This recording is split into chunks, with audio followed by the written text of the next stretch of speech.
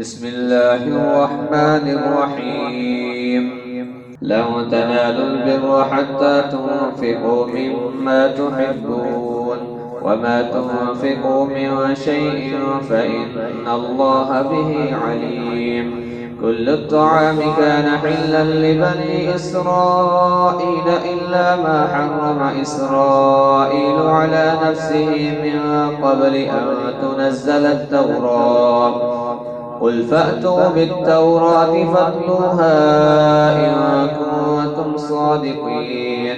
فمن افترى على الله الكذب من بعد ذلك فأولئك هم الظالمون. قل صدق الله فاتبعوا ملة إبراهيم حنيفا وما كان من المشركين. إن أول بيت وضع للناس للذي بمكة مباركا وهدى للعالمين. فيه آيات بينات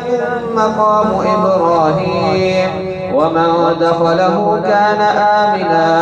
ولله على الناس حج البيت من استطاع إليه سبيلا ومن كفر فإن الله غني عن العالمين. قل يا أهل الكتاب لم تكفرون بآيات الله والله شهيد على ما تعملون. قل يا أهل الكتاب لم تصدون عن سبيل الله من آمن تبغونها عوجا وأنتم شهداء وما الله بغافل عما تعملون.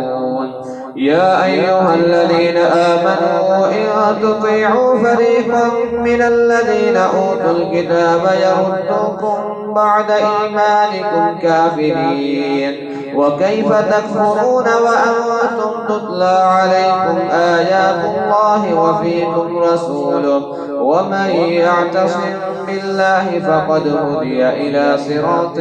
مستقيم. يا أيها الذين آمنوا اتقوا الله حق تقاته ولا تموتن إلا وأنتم مسلمون. واعتصموا بحبل الله جميعا ولا تفرقوا. واذكروا نعمة الله عليكم إذ كنتم أعداء فألف بين قلوبكم فأصبحتم بنعمته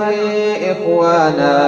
وكنتم على شفا حفرة من النار فأنقذكم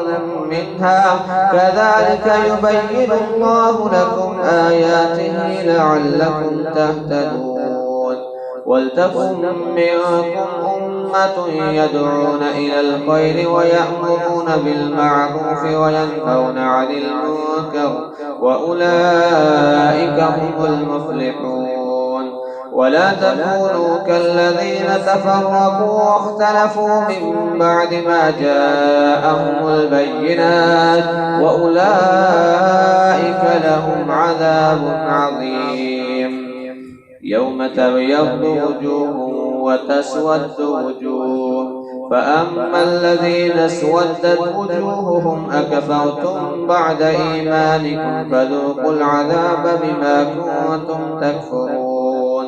وأما الذين ابيضت وجوههم ففي رحمة الله هم فيها خالدون. تلك آيات الله نتلوها عليك بالحق وما الله يريد ظلما للعالمين. ولله ما في السماوات وما في الأرض وإلى الله ترجع الأمور. كنتم خير أمة أخرجت للناس تأمرون بالمعروف وتنهون عن المنكر وتؤمنون بالله. ولو آمن أهل الكتاب لكان خيرا لهم منهم المؤمنون وأكثرهم الفاسقون. لن يضروكم إلا أذى وإن يقاتلوكم يولوكم الأدبار ثم لا ينصرون ضربت عليهم الذلة أينما ثقفوا إلا بحبل من الله وحبل من الناس وباءوا بغضب من الله وضربت عليهم المسكنة ذلك بأنهم كانوا يكفرون بآيات الله ويقتلون الأنبياء بغير حق ذلك بما عصوا وكانوا يعتدون ليسوا سواء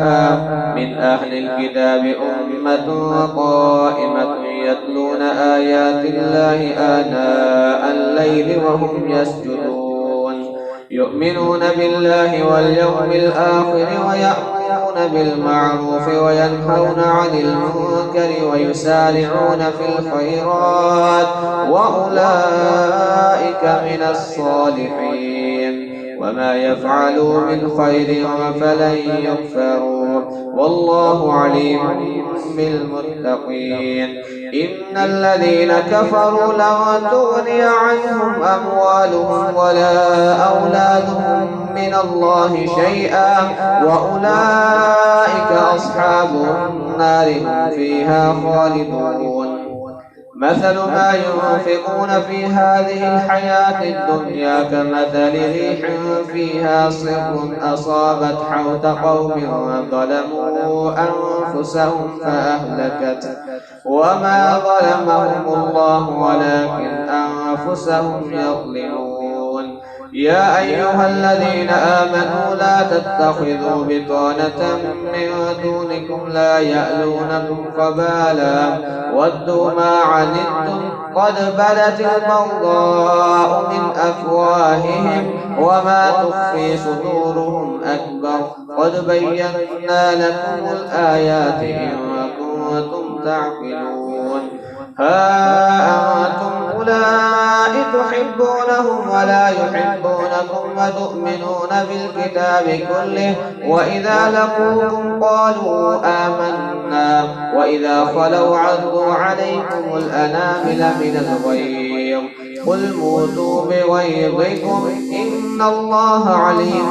بذات الصدور إن تمسسكم حسنة تسؤهم وإن تصبكم سيئة يفرحوا بها وإن تصبروا وتتقوا لا يضركم كيدهم شيئا إن الله بما يعملون محيط وإذ غدوت من أهلك تبوئ المؤمنين مقاعد للقتال والله سميع عليم إذ همت طائفتان منكم أن تفشلا والله وليهما وعلى الله فليتوكل المؤمنون ولقد نصركم الله ببدر وأنتم أذلة فاتقوا الله لعلكم تشكرون إذ تقول للمؤمنين ألن يكفيكم أن يمدكم ربكم ب3,000 من الملائكة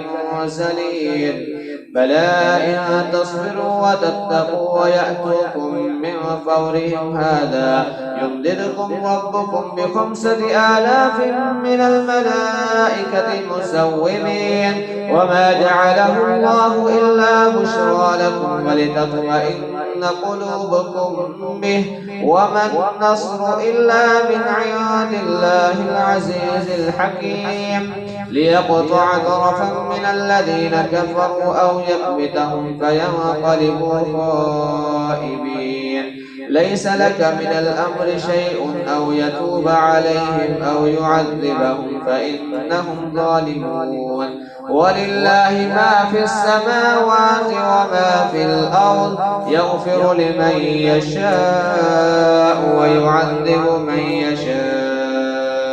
والله غفور رحيم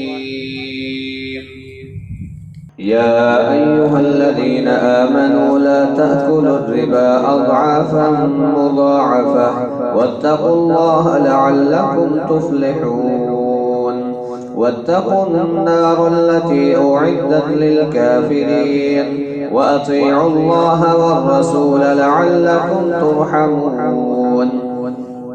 وسارعوا إلى مغفرة من ربكم وجنة عرضها السماوات والأرض أعدت للمتقين الذين ينفقون في السراء والضراء والكاظمين الغيظ والعافين عن الناس والله يحب المحسنين.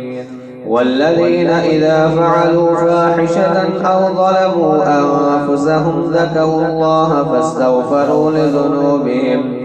ومن يغفر الذنوب إلا الله ولم يصروا على ما فعلوا وهم يعلمون أولئك جزاؤهم مغفرة من ربهم وجنات تجري من تحتها الأنهار خالدين فيها ونعم أجر العاملين. قد خلت من قبلكم سنن فسيروا في الأرض فانظروا كيف كان عاقبة المكذبين. هذا بيان للناس وهدى وموعظة للمتقين. ولا تهنوا ولا تحزنوا وأنتم الأعلون إن كنتم مؤمنين.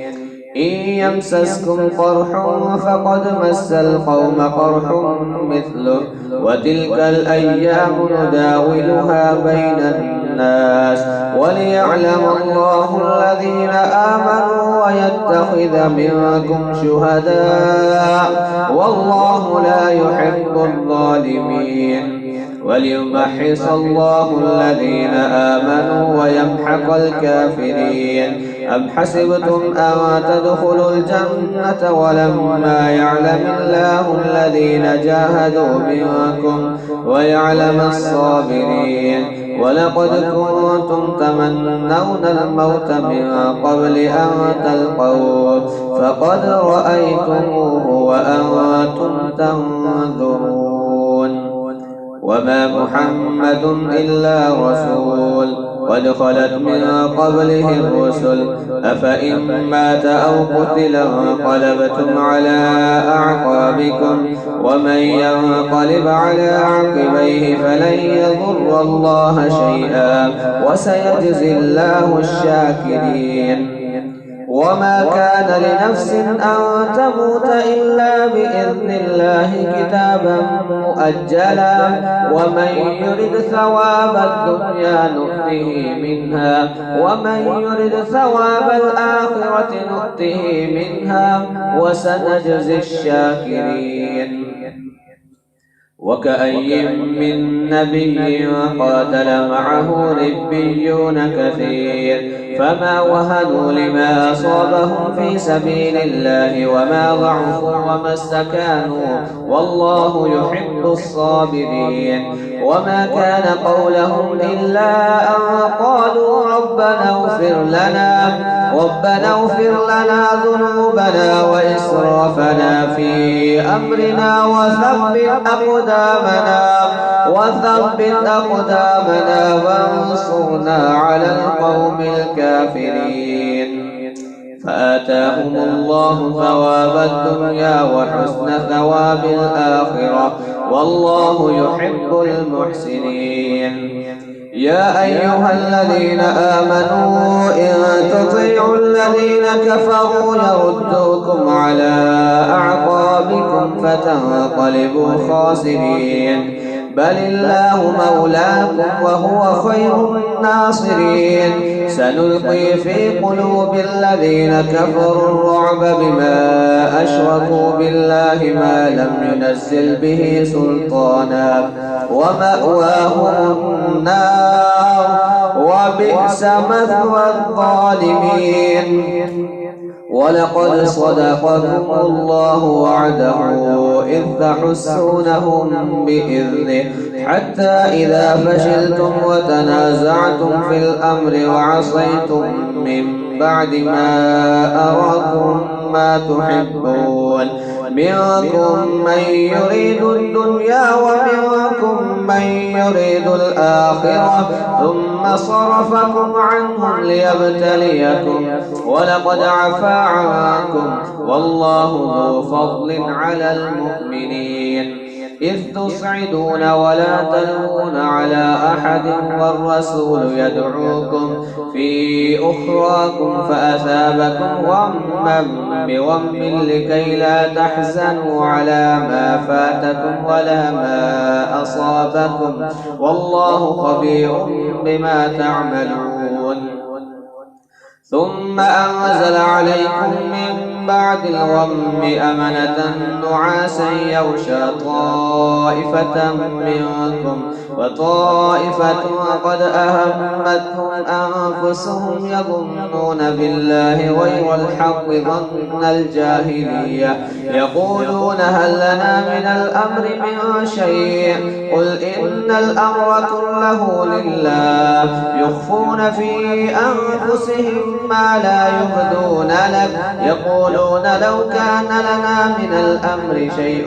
ما قتلنا هاهنا قل لو كنتم في بيوتكم لبرز الذين كتب عليهم القتل إلى مضاجعهم وليبتلي الله ما في صدوركم وليمحص ما في قلوبكم والله عليم بذات الصدور إن الذين تولوا منكم يوم التقى الجمعان إنما استزلهم الشيطان ببعض ما كسبوا ولقد عفا الله عنهم إن الله غفور حليم يا أيها الذين آمنوا لا تكونوا كالذين كفروا وقالوا لإخوانهم إذا ضربوا في الأرض أو كانوا غزا لو كانوا عندنا ما ماتوا وما قتلوا ليجعل الله ذلك حسرة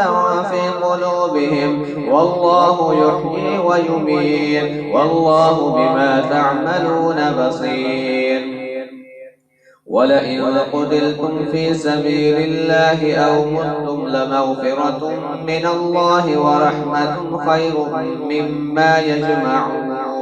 ولئن متم أو قتلتم لإلى الله تحشرون فبما رحمة من الله لنت لهم ولو كنت فظا غليظ القلب لانفضوا من حولك فاعف عنهم واستغفر لهم وشاورهم في الأمر فإذا عزمت فتوكل على الله إن الله يحب المتوكلين إن ينصركم الله فلا غالب لكم وإن يخذلكم فمن ذا الذي ينصركم من بعده وعلى الله فليتوكل المؤمنون وما كان لنبي أن يغل ومن يغل يأت بما غل يوم القيامة ثم توفى كل نفس ما كسبت وهم لا يظلمون أفمن اتبع رضوان الله كمن باء بسخط من الله ومأواه جهنم وبئس المصير هم درجات عند الله والله بصير بما يعملون لقد من الله على المؤمنين إذ بعث فيهم رسولا من أنفسهم يتلو عليهم آياته ويزكيهم ويعلمهم الكتاب والحكمة وإن كانوا من قبل لفي ضلال مبين أولما أصابتكم مصيبة قد أصبتم مثليها قلتم أنى هذا قل هو من عند أنفسكم إن الله على كل شيء قدير وما أصابكم يوم التقى الجمعان فبإذن الله وليعلم المؤمنين وليعلم الذين نافقوا وقيل لهم تعالوا قاتلوا في سبيل الله أو ادفعوا قالوا لو نعلم قتالا لاتبعناكم هم للكفر يومئذ أقرب منهم للإيمان يقولون بأفواههم ما ليس في قلوبهم والله أعلم بما يكتمون الذين قالوا لإخوانهم وقعدوا لو أطاعونا ما قتلوا قل فادرءوا عن أنفسكم الموت إن كنتم صادقين ولا تحسبن الذين قتلوا في سبيل الله أمواتا بل أحياء عند ربهم يرزقون فرحين بما آتاهم الله من فضله ويستبشرون بالذين لم يلحقوا بهم من خلفهم ألا خوف عليهم ولا هم يحزنون يستبشرون بنعمة من الله وفضل وأن الله لا يضيع أجر المؤمنين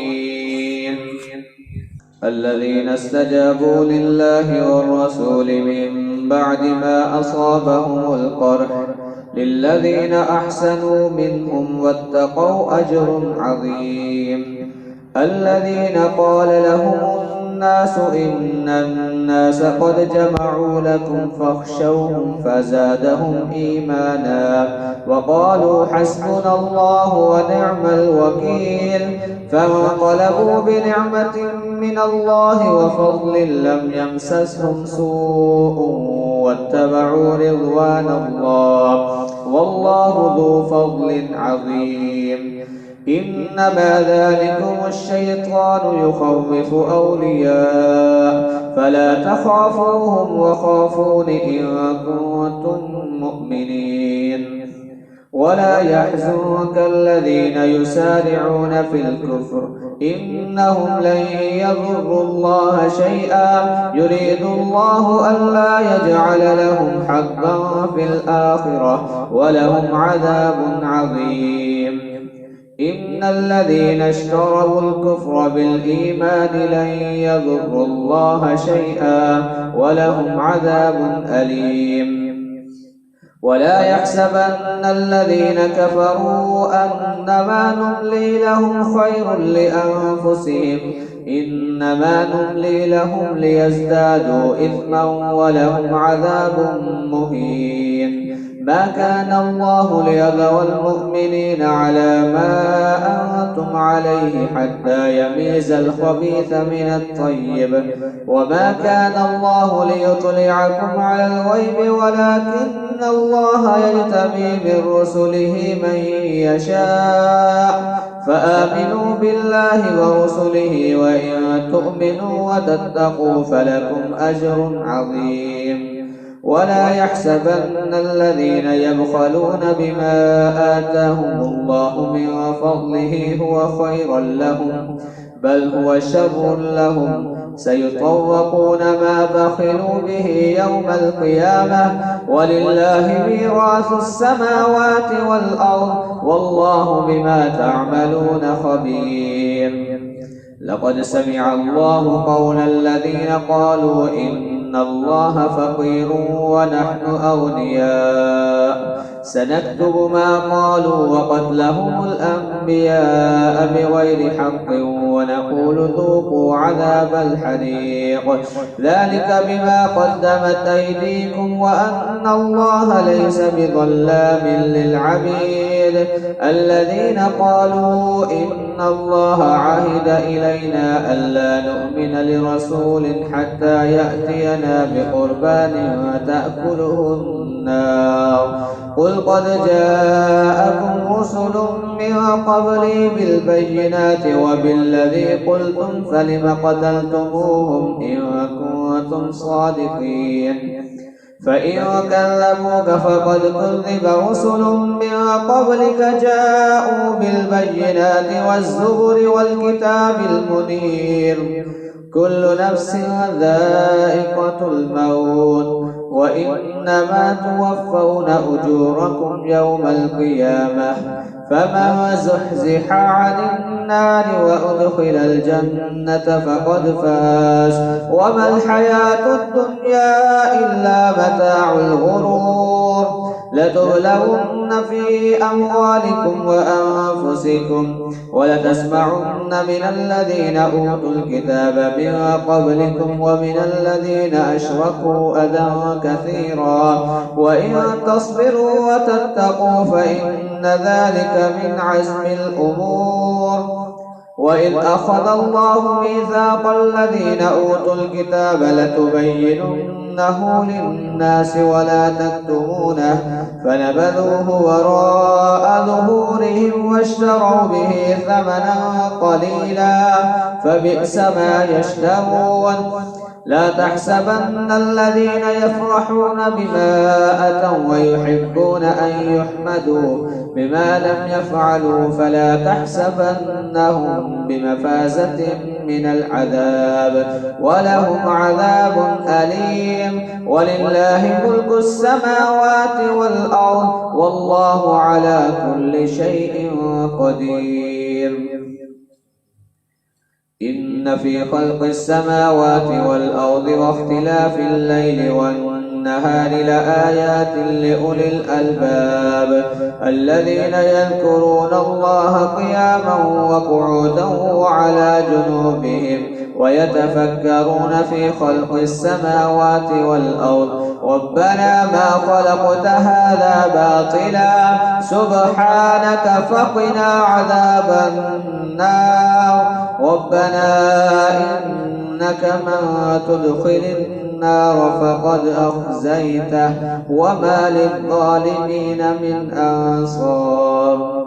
ربنا إننا سمعنا مناديا ينادي للإيمان أن آمنوا بربكم فآمنا ربنا فاغفر لنا ذنوبنا وكفر عنا سيئاتنا وتوفنا مع الأبرار ربنا وآتنا ما وعدتنا على رسلك ولا تخزنا يوم القيامة إنك لا تخلف الميعاد فاستجاب لهم ربهم أني لا أضيع عمل عامل منكم من ذكر أو أنثى بعضكم من بعض فالذين هاجروا وأخرجوا من ديارهم وأوذوا في سبيلي وقاتلوا وقتلوا لأكفرن عنهم سيئاتهم ولأدخلنهم جنات تجري من تحتها الأنهار ثوابا من عند الله والله عنده حسن الثواب لا يغرنك تقلب الذين كفروا في البلاد متاع قليل ثم مأواهم جهنم وبئس المهاد لكن الذين اتقوا ربهم لهم جنات تجري من تحتها الأنهار خالدين فيها نزلا من عند الله وما عند الله خير للأبرار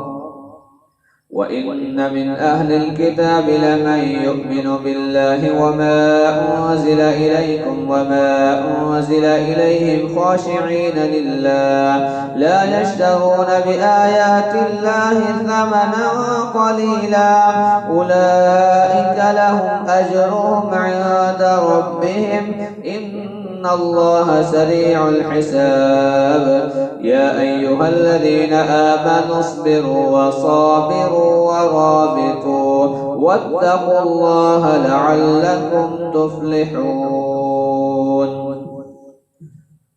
بسم الله الرحمن الرحيم يا أيها الناس اتقوا ربكم الذي خلقكم من نفس واحدة وخلق منها زوجها وبث منهما رجالا كثيرا ونساء واتقوا الله الذي تساءلون به والأرحام إن إن الله كان عليكم رقيبا. وآتوا اليتامى أموالهم ولا تتبدلوا الخبيث بالطيب ولا تأكلوا أموالهم إلى أموالكم إنه كان حوبا كبيرا. وإن خفتم ألا تقسطوا في اليتامى فانكحوا ما طاب لكم من النساء مثنى وثلاث ورباع، فإن خفتم ألا تعدلوا فواحدة أو ما ملكت أيمانكم ذلك أدنى ألا تعولوا. وآتوا النساء صدقاتهن نحلة، فإن طبن لكم عن شيء منه نفسا فكلوه هنيئا مريئا. ولا تؤتوا السفهاء أموالكم التي جعل الله لكم قياما وارزقوهم فيها واكسوهم وقولوا لهم قولا معروفا. وابتلوا اليتامى حتى إذا بلغوا النكاح فإن آنستم منهم رشدا فادفعوا إليهم أموالهم ولا تأكلوها إسرافا وبدارا أن يكبروا. ومن كان غنيا فليستعفف ومن كان فقيرا فليأكل بالمعروف. فإذا دفعتم إليهم أموالهم فأشهدوا عليهم وكفى بالله حسيبا. للرجال نصيب مما ترك الوالدان والأقربون وللنساء نصيب مما ترك الوالدان والأقربون مما قل منه أو كثر نصيبا مفروضا. وإذا حضر القسمة أولو القربى واليتامى والمساكين فارزقوهم منه وقولوا لهم قولا معروفا. وليخشى الذين لو تركوا من خلفهم ذرية ضعافا خافوا عليهم فليتقوا الله وليقولوا قولا سديدا. إن الذين يأكلون أموال اليتامى ظلما إنما يأكلون في بطونهم نارا وسيصلون سعيرا. يوصيكم الله في أولادكم للذكر مثل حظ الأنثيين، فإن كن نساء فوق اثنتين فلهن ثلثا ما ترك، وإن كانت واحدة فلها النصف، ولأبويه لكل واحد منهما السدس مما ترك إن كان له ولد، فإن لم يكن له ولد وورثه أبواه فلأمه الثلث، فإن كان له إخوة فلأمه السدس من بعد وصية يوصي بها أو دين. آباؤكم وأبناؤكم لا تدرون أيهم أقرب لكم نفعا، فريضة من الله إن الله كان عليما حكيما. ولكم نصف ما ترك أزواجكم إن لم يكن لهن ولد، فإن كان لهن ولد فلكم الربع مما تركن من بعد وصية يوصين بها أو دين، ولهن الربع مما تركتم إن لم يكن لكم ولد، فإن كان لكم ولد فلهن الثمن مما تركتم من بعد وصية توصون بها أو دين. وإن كان رجل يورث كلالة أم امرأة وله أخ أو أخت فلكل واحد منهما السدس، فإن كانوا أكثر من ذلك فهم شركاء في الثلث من بعد وصية يوصى بها أو دين غير مضار، وصية من الله والله عليم حليم. تلك حدود الله، ومن يطع الله ورسوله يدخله جنات تجري من تحتها الأنهار خالدين فيها، وذلك الفوز العظيم. ومن يعص الله ورسوله ويتعد حدوده يدخله نارا خالدا فيها وله عذاب مهين. واللاتي يأتين الفاحشة من نسائكم فاستشهدوا عليهن أربعة منكم، فإن شهدوا فأمسكوهن في البيوت حتى يتوفاهن الموت أو يجعل الله لهن سبيلا. واللذان يأتيانها منكم فآذوهما، فإن تابا وأصلحا فأعرضوا عنهما، إن الله كان توابا رحيما. إنما التوبة على الله للذين يعملون السوء بجهالة ثم يتوبون من قريب فأولئك يتوب الله عليهم، وكان الله عليما حكيما. وليست التوبة للذين يعملون السيئات حتى إذا حضر أحدهم الموت قال إني تبت الآن، ولا الذين يموتون وهم كفار أولئك أعتدنا لهم عذابا أليما. يا أيها الذين آمنوا لا يحل لكم أن ترثوا النساء كرها ولا تعضلوهن لتذهبوا ببعض ما آتيتموهن إلا أن يأتين بفاحشة مبينة وعاشروهن بالمعروف، فإن كرهتموهن فعسى أن تكرهوا شيئا ويجعل الله فيه خيرا كثيرا. وإن أردتم استبدال زوج مكان زوج وآتيتم إحداهن قنطارا فلا تأخذوا منه شيئا، أتأخذونه بهتانا وإثما مبينا.